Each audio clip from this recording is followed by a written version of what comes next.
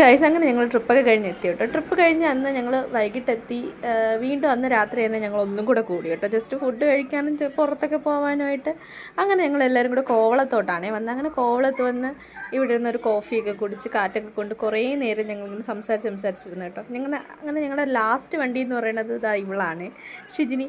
എവിടെ പോയാലും ലേറ്റായിട്ടേ എത്തത്തുള്ളൂ കേട്ടോ. അങ്ങനെ ഞങ്ങൾ ഇവിടെ നിന്ന് കുറേ നേരം നിന്നിട്ട് പിന്നെ ഞങ്ങൾ വിഴിഞ്ഞത്തോട്ട് പോയി കേട്ടോ. ഫുഡ് കഴിക്കാൻ, സീ ഫുഡ് കഴിക്കാനാണ് ഞങ്ങൾ പോകുന്നത്. അങ്ങനെ എൻ്റെ മഹേഷേട്ടൻ്റെ ഫ്രണ്ടിൻ്റെ കടയാണ് കേട്ടോ ഈ ഉസ്താദ് ഹോട്ടൽ. അങ്ങനെ ഞങ്ങൾ ഇവിടെയാണ് ഫുഡ് കഴിക്കാൻ കയറിയത്. നല്ല അടിപൊളി ആംബിയൻസ് ആയിരുന്നു കേട്ടോ. ഞങ്ങളെല്ലാവരും 12 പേരും ഇങ്ങനെ നിരന്നിരുന്ന് ഫുഡ് കഴിക്കാനായിട്ട്.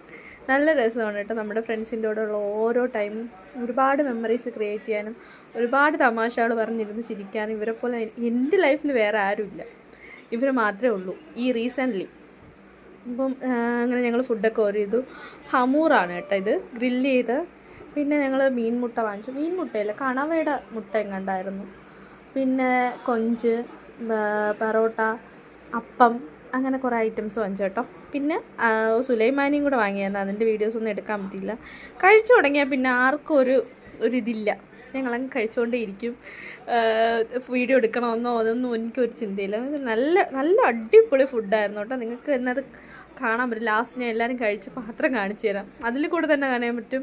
ഇതാ കണ്ടേ, എന്ത് ടേസ്റ്റുള്ള ഫുഡാണ്. ഒരു തരി പോലും ആരും മിച്ചം വെച്ചിട്ടില്ല.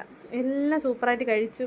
ഞങ്ങൾ നല്ല ഫുഡായിരുന്നു കേട്ടോ. എല്ലാവർക്കും നല്ല ഇഷ്ടമായി. പിന്നെ അത് കഴിഞ്ഞ് കുറേ നേരം വിഴിഞ്ഞത്ത് ആ സൈഡിലോട്ടൊക്കെ നിന്നിട്ട് എല്ലാവരും ടാറ്റ ബൈ ബൈ പറഞ്ഞ് വീട്ടിലോട്ട് പോയി. ഇനി അടുത്ത് വേറെ ദിവസം കാണാം.